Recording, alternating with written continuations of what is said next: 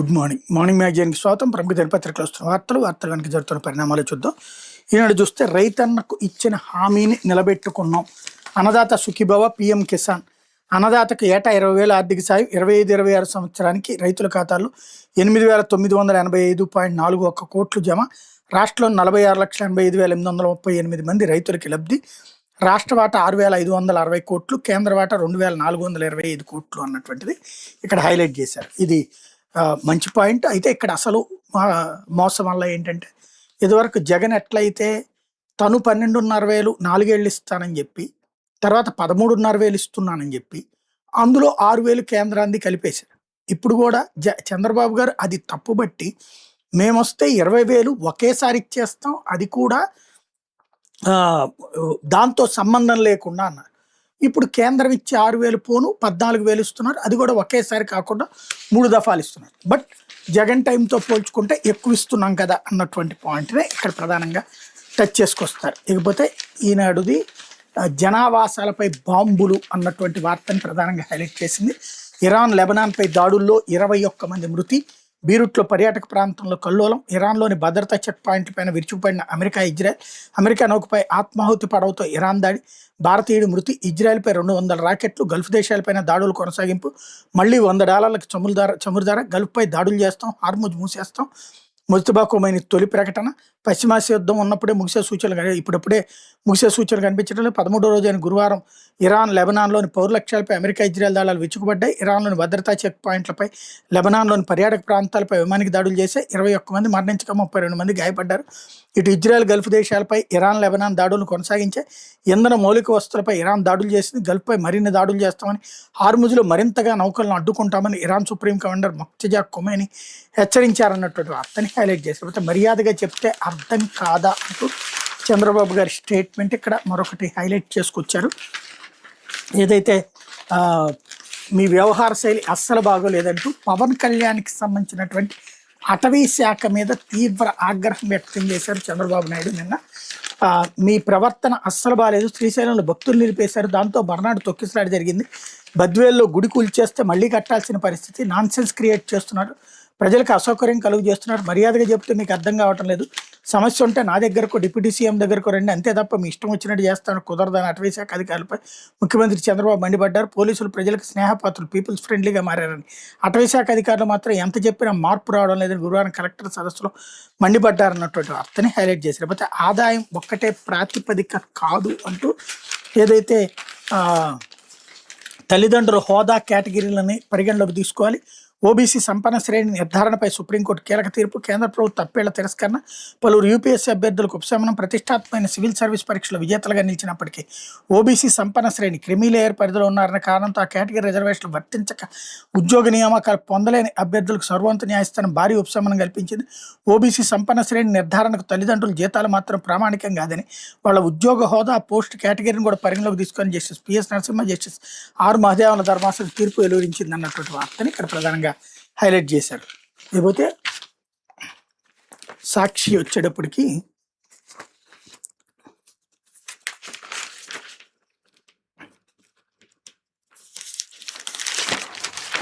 వైఎస్ఆర్సీపీ కోట్లాది మంది అభిమానులది అంటూ నిన్న జగన్ స్పీచ్ని హైలైట్ చేసుకుంది. వైఎస్ఆర్సీపీ 16వ ఆవిర్భావ దినోత్సవం వైఎస్ జగన్. పార్టీ కేంద్ర కార్యాలయంలో ఘనంగా వేడుకలు. వైఎస్ఆర్ని గుండెల్లో పెట్టుకున్న ప్రతి ఒక్కరిది వైఎస్ఆర్సీపీ. దేశ రాజకీయాల్లో ప్రబలమైన పార్టీ, పెనుమార్పులకు నాంది. జగన్ ఏనాడు భయపడలేదు, వెనక్కి తగ్గలేదు. అదిగో మా పార్టీ వైఎస్ఆర్ కాంగ్రెస్ పార్టీ అని నాతో నడిచే ప్రతి ఒక్కళ్ళు గర్వంగా కాలు రగరేసుకుని చెప్పొచ్చు. విలువలు, విశ్వసనీయతకు మారు పేరు అంటూ జగన్ స్టేట్మెంట్ ఇక్కడ హైలైట్ చేశారు. ఊరు వాడ ఘనంగా పండగ అన్నటువంటిది. విలువలతో కూడిన రాజకీయాలు మర్చిపోయి ఉన్న పరిస్థితుల మధ్య విలువలు, విశ్వసనీయత అనే పదాలకు అర్థం చెప్తూ వైఎస్ఆర్ కాంగ్రెస్ పార్టీ పుట్టుక, తర్వాత ఎదుగుదల కొనసాగిన వైఎస్ఆర్సీపీ అధ్యక్షుడు మాజీ ముఖ్యమంత్రి వైఎస్ జగన్మోహన్ రెడ్డి గుర్తు చేశారు. వైఎస్ఆర్ కాంగ్రెస్ పార్టీ అనేది ఒక్క జగన్ని మాత్రమే కాదు, కొన్ని కోట్ల మంది వైఎస్ఆర్సీపీ కార్యకర్తల అభిమానులది. వైఎస్ఆర్ని గుండెల్లో పెట్టుకుని చూసుకుంటున్న నా కుటుంబ సభ్యులది అని నేను గర్వంగా చెప్తున్నాను స్పష్టం చేశారు. గురువారం తాడేపల్లిని వైఎస్ఆర్సీపీ కేంద్ర కార్యాలయంలో పార్టీ 16వ ఆవిర్భావ దినోత్సవాన్ని ఘనంగా నిర్వహించారు. భారీ ఎత్తున కార్యకర్తల అభిమానులు, నాయకులు తరలి రావడంతో పార్టీ కేంద్ర కార్యాలయం జనసంద్రంగా మారింది. మహానేత వైఎస్ రాజశేఖర రెడ్డి విగ్రహానికి పూలు సమర్పించి నివాళులర్పించిన అనంతరం వైఎస్ జగన్ పార్టీ పతాకాన్ని ఆవిష్కరించారు. ఆ కార్యక్రమం పలువురు మాజీ మంత్రులు, ఎమ్మెల్యేలు, ఎమ్మెల్సీ, పార్టీ ప్రజాప్రతినిధులు పాల్గొన్నారన్నటువంటి వార్తని ఇక్కడ ప్రధానంగా హైలైట్ చేశారు. ఓకే, యుద్ధ కల్లోలం ఇక్కడ కూడా హైలైట్ చేశారు. దాడులు ప్రతి దాడులతో దద్దరిల్లుతున్న పశ్చిమాసియా $100 దాటిన బ్యారెల్ ముడి చమురు ధర దాడులు ఆపకపోతే $200 దాటడం తథ్యం. గల్ఫ్లోని అమెరికా సైనిక స్థావరాలను మూసివేయాలని డిమాండ్ చేసిన ఇరాన్ సైన్యం మా బిడ్డల మరణానికి ప్రతీకారం తెచ్చుకుంటాం, అమెరికా ఇజ్రాయెల్ను వదిలిపెట్టే ప్రసక్తి లేదు, హార్ముజ్ని తెరిచే ఆలోచన లేదు. ఇరాన్ నూతన సుప్రీం లీడర్ ముజ్తబా ఖమేని స్పష్టీకరణ 3 షరతులకు అంగీకరిస్తే యుద్ధం ఆగిపోతుందన్న ఇరాన్ అన్నటువంటిది హైలైట్ చేశారు. లేకపోతే ఎక్స్ప్రెస్ దోపిడీ అంటూ కావాల్సిన వాళ్ళకి ప్రజాధనం దోచిపెట్టేందుకు తల్లిబిడ్డ ఎక్స్ప్రెస్ కాంట్రాక్ట్ విలువ అమాంతం పెంపు 83% అధిక ధరతో ఏటా 14 కోట్ల పైనే ప్రజాధనం లూటి. గత ప్రభుత్వం 2022లో ట్రిప్కి $895 చెల్లింపు, అదే సేవకు ఇప్పుడు $1,640 చెల్లించడం ప్రభుత్వం సిద్ధం. అనుకూల ఫౌండేషన్ కాంట్రాక్ట్ కట్టబెట్టడంలో చక్రం తిప్పిన మంత్రి అన్నటువంటిది హైలైట్ చేశారు. లేకపోతే ఫిషింగ్ హార్బర్ పోయింది, జువ్వెల దిన్న ప్రైవేట్ పరం అంటూ 2024లో ప్రధాని ప్రారంభించిన హార్బర్ను అందుబాటులోకి రానివ్వని చంద్రబాబు సర్కార్. ఫిషింగ్ హార్బర్లో 29.58 ఎకరాలు ముంబై సంస్థ సాగర్ డిఫెన్స్ ఇంజనీరింగ్ కేటాయింపు. అనంతరం మొత్తం 150 ఎకరాలు కేటాయించేందుకు సన్నద్ధం. సంపద సృష్టించకపోగా క్రెడిట్ చోరీలతో అంతా ప్రైవేట్ పరం చేస్తున్న బాబు సర్కార్. మన మత్స్యకారుల కోసం 10 ఫిషింగ్ హార్బర్ల నిర్మాణం చేపట్టిన వైఎస్ జగన్ ప్రభుత్వం అన్నటువంటిది హైలైట్ చేశారు. లేకపోతే గురువుల్లో గుబులు అంటూ 10th పరీక్షల్లో ఆటోమేషన్ ద్వారా విధులు, జూనియర్లకు సిఎస్డిఓ విధులు. 54,000 మందిలో 25% మంది ప్రైవేట్ టీచర్లు ఆందోళన వ్యక్తం చేస్తున్న ప్రభుత్వ ఉపాధ్యాయులు. ఏడాది 10వ తరగతి పరీక్షల నిర్వహణలో ప్రవేశపెట్టిన ఆటోమేషన్ విధానం ఉపాధ్యాయులు గుబులు రేపుతోంది. స్థానిక పరిస్థితులకు అనుగుణంగా జిల్లా స్థాయిలో చేపట్టే ఇన్విజిలేషన్ డిపార్ట్మెంటల్ విధులకు ఈసారి పూర్తిగా కేంద్రీకృతం చేశారు. రాష్ట్ర కార్యాలయమే విధుల నిర్వహణ, పరీక్షా కేంద్రాలు, ఇన్విజిలేటర్ల ఎంపికను చేపట్టి ఇందుకోసం కొత్తగా ఆటోమేషన్ విధానం అమలు చేశారు. దాంతో పరీక్షల విధుల్లో సీనియర్ అధికారులు ప్రభుత్వ ఉపాధ్యాయులు మాత్రమే నియమించాల్సిన చోట జూనియర్లు ప్రైవేట్ ఉపాధ్యాయులకు స్థానం కల్పించడంపై ఉపాధ్యాయ వర్గాలు ఆందోళన వ్యక్తం చేస్తున్నాయి. కనీసం 3 ఏళ్ల సర్వీస్ కూడా లేని వారిని చీఫ్ సూపరింటెండెంట్ డిపార్ట్మెంట్ల అధికారులుగా నియమించారు. ఇన్విజిలేటర్గా అత్యంత జూనియర్లు ప్రైవేట్ స్కూళ్ళ టీచర్లను సైతం నియమించారు. ఉపాధ్యాయులు అనుమతి సైతం తీసుకోకుండా అనారోగ్యంతో బాధపడుతున్న వాళ్ళకు కూడా విధులు కేటాయించడం గమనార్హం అన్నటువంటి వార్తని హైలైట్ చేశారు. మొత్తం YSRCP SC cell Kakinada declaration విడుదల. కాకినాడ డిక్లరేషన్ పేరుతో వైఎస్ఆర్సీపీ ఎస్సీ సెల్ కార్యవర్గ సమావేశంలో ప్రవేశపెట్టిన తీర్మానాలకు ఏకగ్రీవంగా ఆమోదం లభించింది. మాజీ ఎమ్మెల్యే, పార్టీ ఎస్సీ సెల్ రాష్ట్ర అధ్యక్షుడు టీజీఆర్ సుధాకర్ బాబు తెలిపారు. కాకినాడ సూర్యకళ మందిలో బుధవారం నిర్వహించిన ఎస్సీ సెల్ రాష్ట్ర కార్యవర్గ సమావేశంలో ఆమోదించిన తీర్మానాలు గురువారం ఆయన విడుదల చేశారు. 2024 ఎన్నికల్లో టీడీపీ కూటమి ఇచ్చిన హామీలన్నింటినీ అమలు చేయాలి. ఇప్పటి వరకు హామీలు అమలు చేయకపోవడంతో దళిత జాతికి జరిగిన ఆర్థిక నష్టం వెంటనే చెల్లించాలి. విజయవాడలో వైఎస్ జగన్మోహన్ రెడ్డి నిర్మించిన అంబేద్కర్ విగ్రహం స్మృతివనానికి టీడీపీ కూటమి ప్రభుత్వం చేస్తున్న అవమానాలను తీవ్రంగా ఖండిస్తూ తీర్మానం. ప్రభుత్వం అన్ని చర్యలు తీసుకోవాలనుకుంటే ఉద్యమం తప్పదని హెచ్చరిక. రాజధాని ప్రాంతంలో దళితులు జరుగుతున్న అన్యాయాలకు ఖండన. అసైన్ భూములు, ఇళ్ల స్థలాలు, రైతు కూలీలకు భృతి చెల్లించే విషయమే ప్రభుత్వం స్పందించాలి, లేదంటే ఉద్యమం తప్పదు. రాష్ట్ర వ్యాప్తంగా దళితులపై దాడులు, అత్యాచారాలు, హత్యలు వెంటనే ఆపాలి, రాజకీయ కక్ష సాధింపులకు ఫుల్ స్టాప్ పెట్టాలన్నటువంటి వార్తని హైలైట్ చేశారు. సరుకు రవాణాలో విశాఖ పోర్టు ఘనత.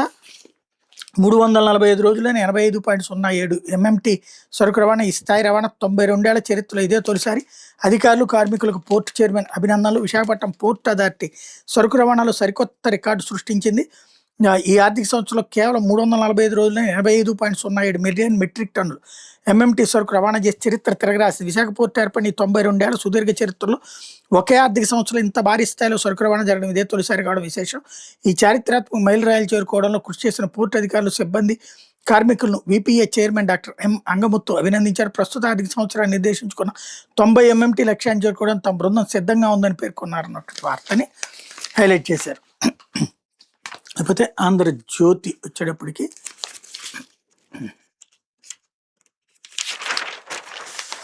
కలెక్టర్లకు ర్యాంకులు, స్పీడ్ ఆఫ్ డూయింగ్ బిజినెస్లో పోటీ, భారీ పెట్టుబడులకు చొరవ తీసుకోవాలి, ఆయా జిల్లాల్లో ఉన్న వనరులు, అవకాశాలు, అనుకూల పరిస్థితులు బట్టి ప్రణాళికలు, వేగంగా భూ కేటాయింపులు, అనుమతులు, అభివృద్ధి వికేంద్రీకరణ మా లక్ష్యం. అందుకే 3 రీజనల్ అథారిటీల ఏర్పాటు. కలెక్టర్ సదస్సులో సీఎం దిశానిర్దేశం.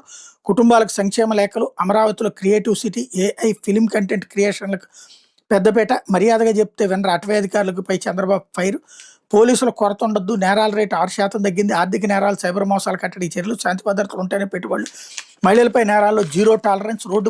రోడ్డు భద్రత నిబంధనలపై రాజీలు వద్దంటూ సీఎం స్టేట్మెంట్స్ని ఇక్కడ హైలైట్ చేశారు. అయితే యుద్ధ విరమణకు 3 షరతులు. అమెరికా, ఇజ్రాయెల్కి ఇరాన్ డిమాండ్లు.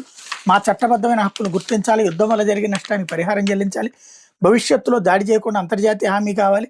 ఇరాన్ అధ్యక్షుడు మసూద్ పజెష్కియాన్ డిమాండ్. ప్రాంతీయ శాంతి సుస్థిరత కట్టుబడి ఉన్నట్టు ప్రకటన. ప్రతీకారం తీర్చుకున్న పశ్చిమాసియాలోని స్థావరాలను అమెరికా ఖాళీ చేయాల్సింది. హార్ముజ్ జలసని మూసివేసే ఉంటుంది.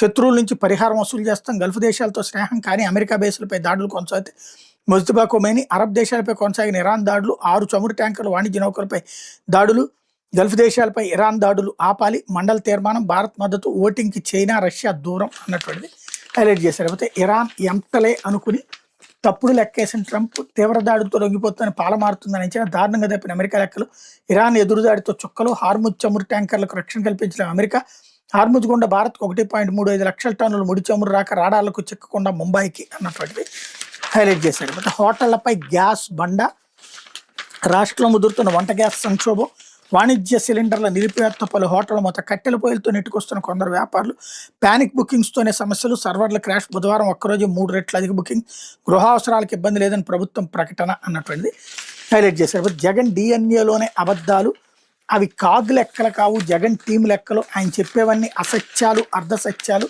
గత ప్రభుత్వంలో ఆర్థిక విధ్వంసం అంటూ పయ్యావుల ధ్వజం అన్నటువంటిది హైలైట్ చేశారు. అయితే తీరం మరింత భద్రం అంటూ నెల్లూరు జిల్లాలో సాగర్ డిఫెన్స్ పరిశ్రమ శంకుస్థాపన, దేశ రక్షణ రంగంలో ఈ పరిశ్రమది కీలక పాత్ర, మత్స్యకారుల జీవన ప్రమాణాల మెరుగు దోహదం, సాంకేతిక పరిజ్ఞానంతో మత్స్య సంపదను గుర్తిస్తుంది, అనుకోని విపత్తుల్లో రక్షణగా ఉండదు, ఉపాధి కల్పనలో స్థానిక యువతకు మొదటి ప్రాధాన్యం, గొప్ప పరిశ్రమ తెచ్చినందుకు గర్వంగా ఉంది లోకేష్ అన్నటువంటి స్టేట్మెంట్ ఇక్కడ హైలైట్ చేశారు. లేకపోతే జన్కో ఆల్ టైమ్ రికార్డ్ అంటూ 11న 6,160 మెగావాట్ల థర్మల్ విద్యుత్ ఉత్పత్తి, రాష్ట్రంలోని ప్లాంట్ల సామర్థ్యం 6,610 మెగావాట్లు, అందులో 93.19% నమోదు చేసిన ప్లాంట్లు, రాష్ట్ర చరిత్రలోనే ఒక్క రోజులో ఇదే అత్యధికం, వైసీపీ హయాంలో గరిష్ట ఉత్పత్తి 4,000 మెగావాట్లే, నాణ్యమైన బొగ్గు, మెరుగైన ప్లాంట్ల నిర్వహణతో రికార్డు, చంద్రబాబు దార్శనికత ఫలితమే మంత్రి గొట్టిపాటి అన్నటువంటిది హైలైట్ చేశారు. రైతన్నలకు ఉగాది కనుక నేడు అన్నదాత సుఖీభావ 3.1 నిధులు జమ, ఖాతాల్లోకి 4,000, కేంద్రం మరో 2,000, కృష్ణా జిల్లా సూరంపల్లిలో విడుదల చేయనున్న సీఎం, రాష్ట్రంలో 46.85 లక్షల రైతు కుటుంబాలకు లబ్ధి,